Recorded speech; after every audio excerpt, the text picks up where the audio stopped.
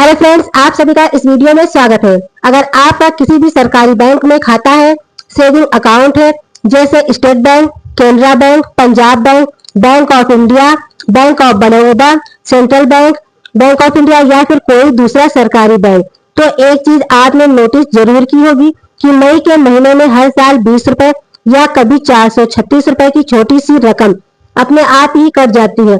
और अगर अभी तक ये पैसा नहीं कटा है तो आने वाले दिनों में इसके कटने की पूरी संभावना है। हर साल 1 मई से लेकर 31 मई तक लाखों अकाउंट से ये अमाउंट डेबिट होता रहता है।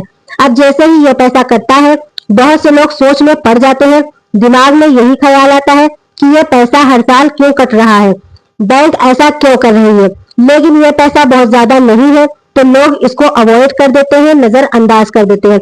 उन्हें जब पता चलता है पैसा कटा है, तब भी समय की कमी के चलते बैंक जाकर ये बात की जानकारी लेना जरूरी नहीं समझते।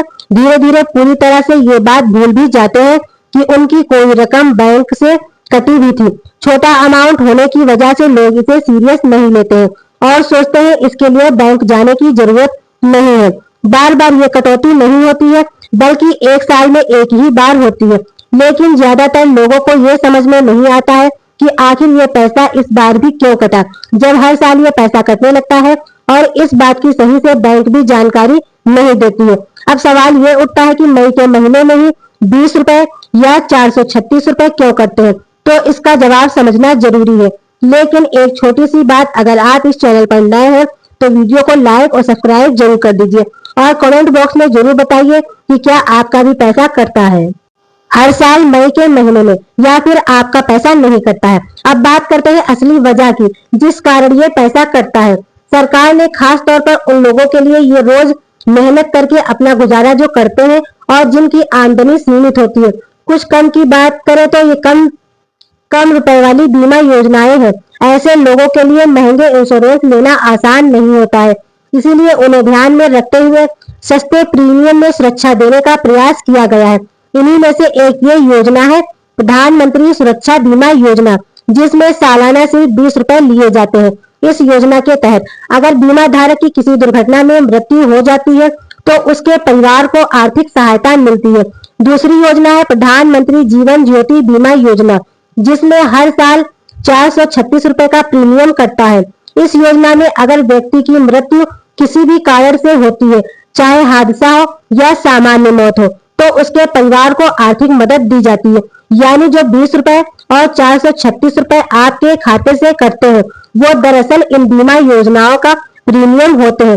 इसके बदले आपके परिवार का आर्थिक सहायता आपको दी जाती है। हो सकता है आपने इन योजनाओं के बारे में पहले सुना हो, या ये भी हो सकता है कि आपको अब तक इस बात की जानकारी ना हुई हो। लेकिन अब जब आपको ये समझ में आ रहा है तो साफ दिखता है कि बहुत कम पैसों में सरकार ने बहुत अच्छा विकल्प दिया है। 20 रुपए में दुर्घटना बीमा और 436 रुपए में जीवन बीमा। ये सुविधा खासकर गरीब और मध्यम वर्ग के परिवार के लिए काफी मददगार साबित हो सकती है। लेकिन अब यहाँ से एक अहम बात शुरू होती है जिस पर ध्यान देना बहुत जरूरी है। कई बार बैंक इन बीमा योजनाओं की पूरी जानकारी दिए बिना ही इन योजनाओं को चालू कर देती है। यानी आपको ना तो सही से बताया जाता है, ना ही आपकी सहमति ली जाती है, और फिर हर साल ये रुपए आपके खाते से अपने आप कटते रहते हैं, जैसे इस बार कटे हैं या आगे कटेंगे। योजनाएं कोई भी खराब नहीं होती है, लेकिन दिक्कत यह है कि लोगों को यही नहीं पता होता है कि जो पैसा कट रहा है उसके बदले उन्हें क्या लाभ मिलेगा, क्योंकि शुरुआत में इसकी सही से जानकारी दी ही नहीं जाती है।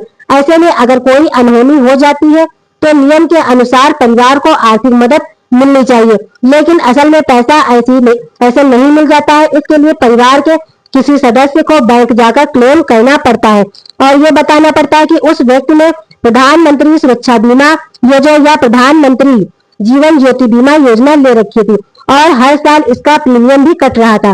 और इसके बाद पूरा प्रोसेस करना पड़ता है, फॉर्म भरना पड़ता है, जरूरी कागज जमा करने पड़ते हैं और कई बार बैंकों के चक्कर लगाने पड़ते हैं, तब जाकर यह पैसा मिल पाता है।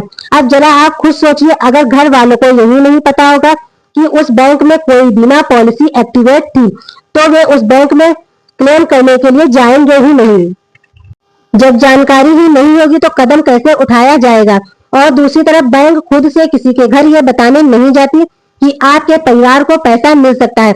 नतीजा क्या होता है कि सालों तक खाते से पैसा कटता रहता है, लेकिन जरूरत पड़ने पर परिवार वालों को एक भी रुपया नहीं मिलता है। यही वजह है कि बहुत से लोग बिना समझे बिना जाने प्रीमियम भरते रहते हैं और जब असली समय आता है तो उन्हें कुछ भी हासिल नहीं होता है। अगर पूरे सिस्टम को ध्यान से देखें तो इसमें सबसे ज्यादा फायदा बैंक और सरकार को ही होता है, क्योंकि बहुत सारे लोग बिना जानकारी के पैसे देते रहते हैं लेकिन क्लेम करने की प्रक्रिया पूरी नहीं कर पाते हैं। जानकारी की कमी की सबसे बड़ी समस्या यही है। अब बात करते हैं सबसे जरूरी हिस्से की। आपको क्या करना चाहिए अगर आपके खाते से ही हाल में 20 रुपए या 436 रुपए कटा है। तो सबसे पहले ये समझना जरूरी है कि ये पॉलिसी आपके लिए फायदेमंद है या नहीं, लेकिन कम से कम प्रधानमंत्री जीवन ज्योति बीमा को चालू जरूर रखें, क्योंकि जिंदगी का कोई भरोसा नहीं है। हम रोज घर से बाहर निकलते हैं और कब क्या हो जाए कोई नहीं जान सकता। ऐसे ही अगर बहुत कम पैसों में आपको आपके परिवार की आर्थिक सुरक्षा मिल रही है तो इसे पूरी तरह नजरअंदाज करना सही नहीं है। जरा सोचिए, सिर्फ 436 रुपए सालाना में आपके परिवार को मुश्किल समय में सहारा मिल सकता है। ये छोटी सी मदद आगे चल के बहुत बड़ी रकम बन सकती है। इसीलिए इसे समझकर फैसला लेना जरूरी है, ना कि बिना समझे बंद कर देना। लेकिन अगर आपको लगता है ये योजना आपके लिए जरूरी नहीं है या फिर आप ये प्रीमियम नहीं लेना चाहते, तो आपके पास इसे बंद कराने का भी विकल्प है। आप सीधे बैंक जाकर इस पॉलिसी को बंद करवा सकते हैं। इसके अलावा एक और तरीका है, अगर आपका पैसा अभी तक नहीं कटा है और आप नहीं चाहते हैं कि आपका पैसा हर साल कटे, तो हर साल 31 मई से पहले अपने अकाउंट में बैलेंस कम कर दे या फिर जीरो कर दे। बैंक जैसे ही प्रीमियम काटने की कोशिश करेगी और बैलेंस नहीं मिलेगा, पॉलिसी अपने आप निष्क्रिय हो जाएगी।